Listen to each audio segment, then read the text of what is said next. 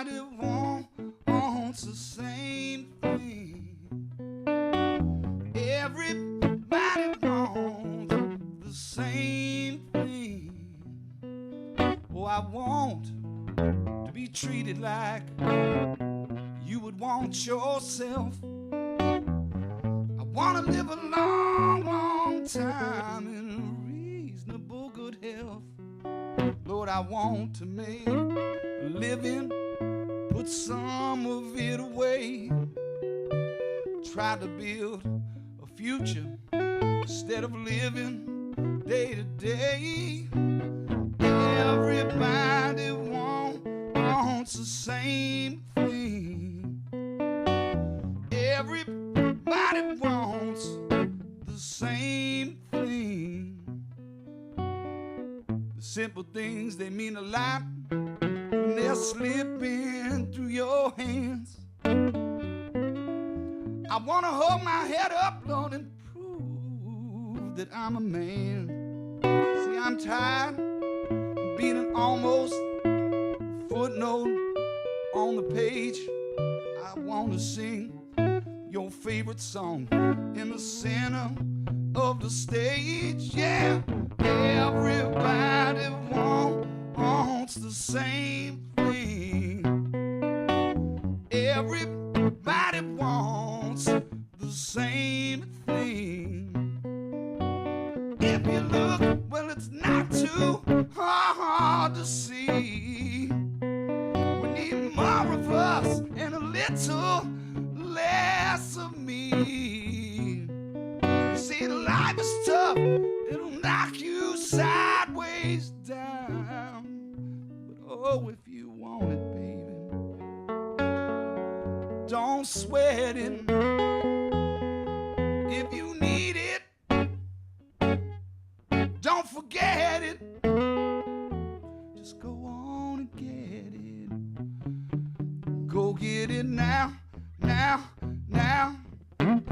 Everybody wants the same things. Everybody wants the same thing. But I wish the day wouldn't slip away so quickly into night. I wish cooler heads would prevail and be not so quick to fight. I want to go to sleep at night in a big old comfy bed. I just want a little butter sometimes on my daily bread. Everybody wants the same thing. Everybody wants the same thing. Well, circus clowns keep running round the same ring. Lord, even the queen up in the castle is worried about that same king.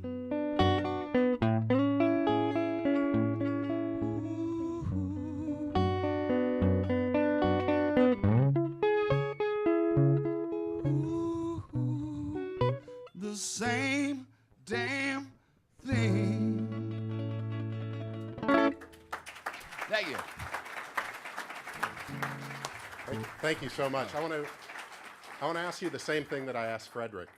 You know, that was kind of almost a Memphis blues type thing, some soul from. I guess that one was done in from your new album. Yes. So that was produced in Nashville. Yes. If you go back to some of the Ohio work, I mean, you started Piedmont-style finger picking and like straight-ahead old blues. Could talk a little bit, if you would, about the arc of your career and how you went from there into what you just played. Arc of my career.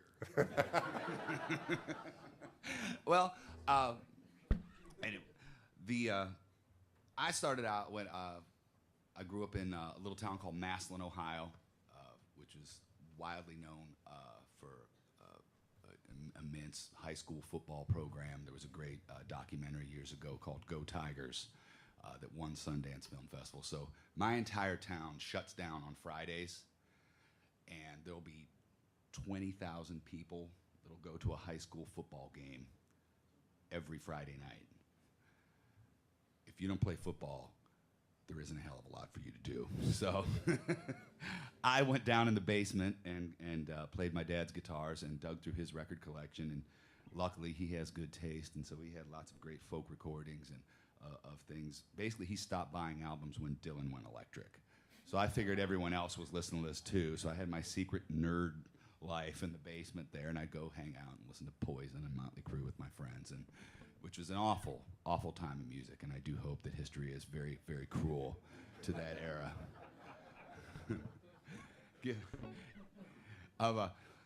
So why I responded to this music more so than anyone else, and again, my dad is a fingerstyle guitar player. And if you notice, I get these weird things on my hands, so don't freak out as you see me seeing around. I've got some. Whereas most modern guitar players play with a flat pick and just sort of strum along, my dad said, "No, it's not cool." He said the cool guys do this, where you play, then you play the melody, which is a very archaic, very old-fashioned way of playing. I didn't know that. I just wanted to play the guitar and meet girls. So listening to these albums, I grew up, and like I said, I didn't have a huge social life as a young man and as an adolescent, because there just wasn't anybody else that I knew in school that played guitar, so it was always me and Dad. And so I really worked hard. It was really fun to, I wanted to be as good as Dad and his buddies, and they'd get together after they'd play in the folk group at church, and I'd want to be a part of that. I just loved that, these guys who I never ever see hanging out together, all of a sudden have this immense entertaining thing together. They know the same songs. They play them together. It sounds like, I was just thrilled that could happen. I'd never really seen a lot of live music. My dad would take me to like a folk festival or a bluegrass concert, somewhere you could take some kids, and not look like, you brought your baby to the bar. So,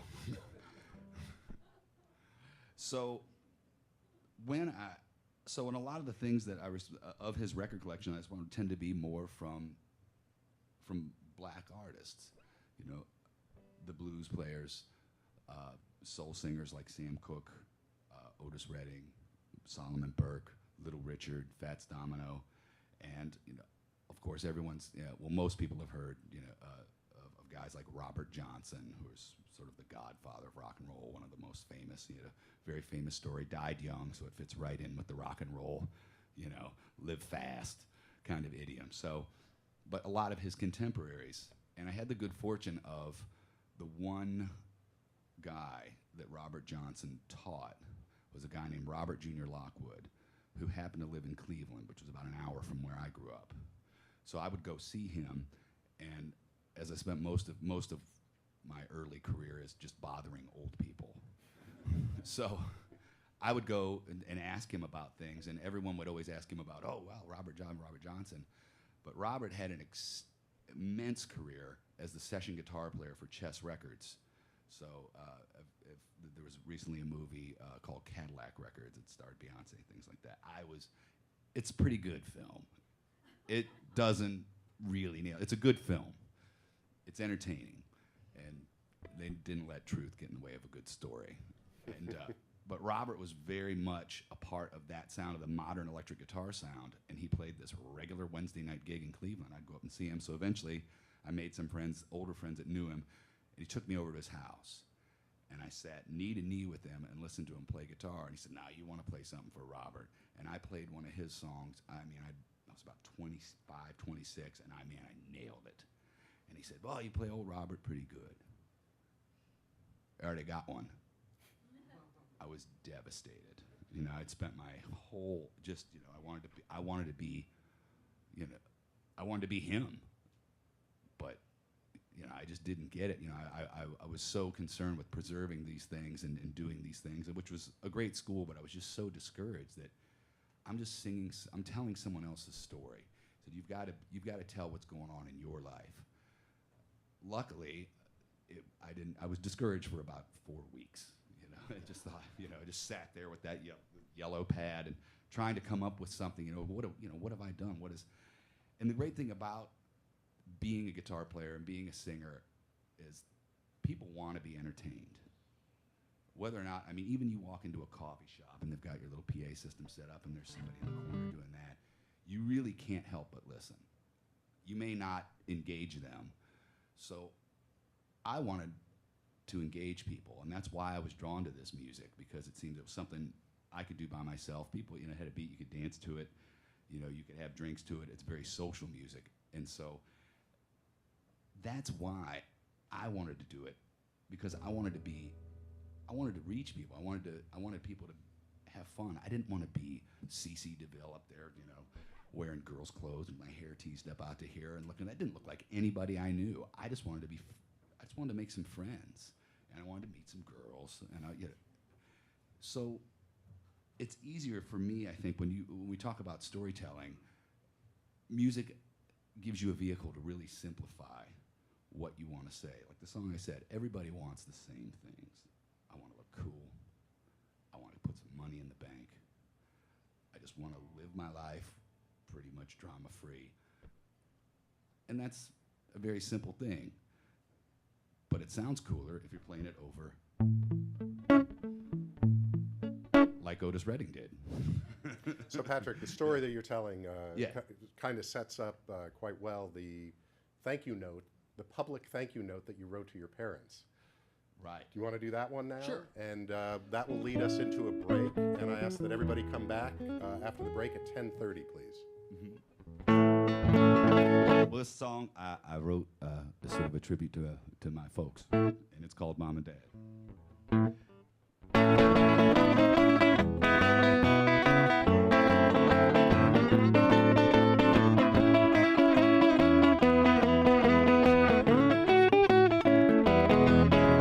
I wish everybody had folks just like I got. Tears me up to see folks not do so hot. Yeah, just all about their mom and dad. Taught me what love is and how to be a man. And they said, son, what you do, just do the best you can. Yeah, it's good advice. Mom and dad. Sometimes time is tight, they yell and cuss. It's just because they always wanted the best for us, me and my brothers. Yeah, they were working hard, mom and dad.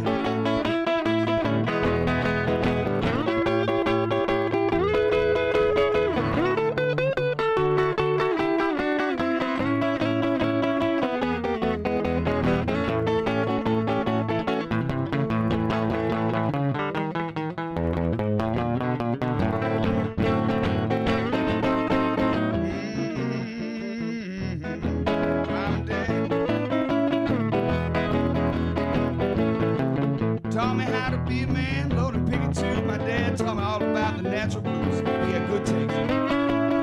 Yeah, all about mom and dad. Then he told me how what love is and how to be a man. Said everything you do, son, just try the best you can. Yeah, mom and dad. But I wish everybody had folks just like I got. Tears me up, so hot, yeah, all about mom and dad.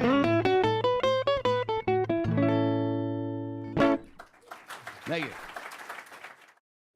So if you think about digital media, I was retuning the guitar. digital media, social media, your world has been rocked, has been turned upside down in certainly the last 6 years, particularly the last 3. How have you adapted, and how do you now address what you're a brand, the brand of Patrick Sweany? That has been something that I've really, really struggled with, because I've always just been doing this. And if you bought my albums, chances are you knew me. And whereas now, like yesterday on the train, on the way to the gig, a guy came up and said, "Hey, Patrick, how's it going, man?"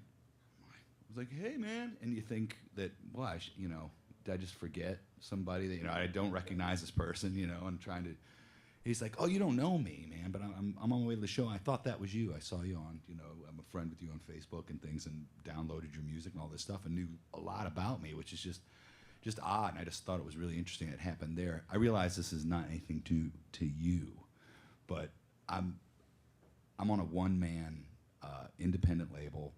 I have a booking agent, and it's me. So basically, my entire business is mostly 3 people.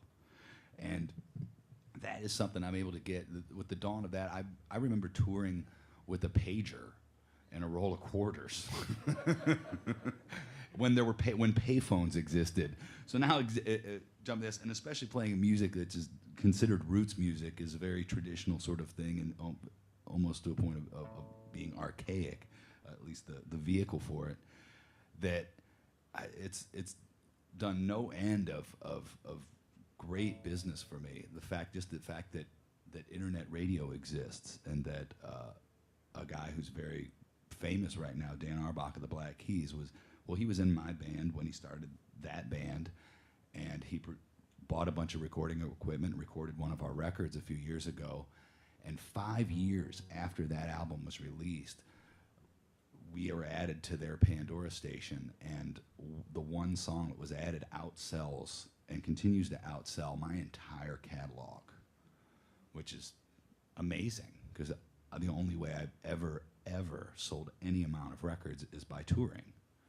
So now that there's this other revenue stream, but as the economy has dipped, there are less and less live music, live clubs, so there's more strategy involved, but it's also so much cheaper for me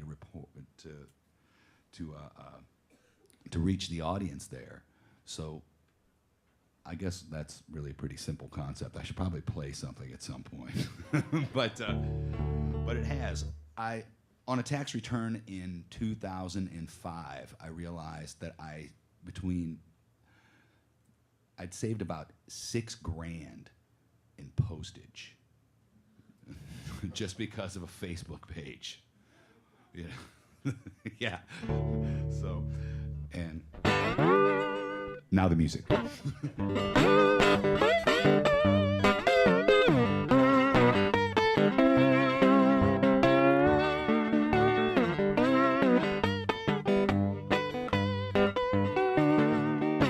Won't you carry me down to that sleepy little southern town where the pecan trees shade the gravel road, and I can drive down gravel roads, baby, take the day where it goes even I'm hungry, drink Lord when I'm dry.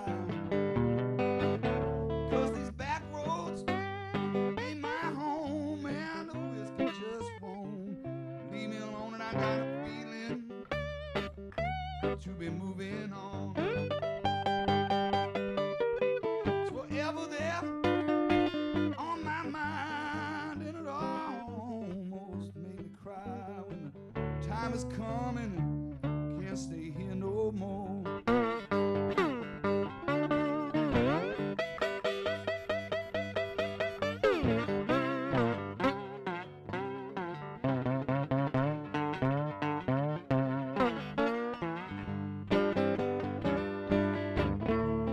Tear the old farmhouse down, pave over every single inch of ground, and put a Walmart in every half a dozen miles.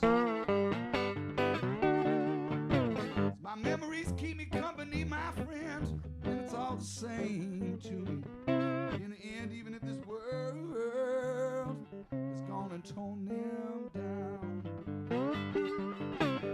some cars, dry goods, ain't there no more. The old man Schwab keeps on opening the doors, and last I heard, so did that grocery store in Dardanelle, Arkansas. So won't you carry me down to that sleepy little southern town where the pecan trees shade the gravel road.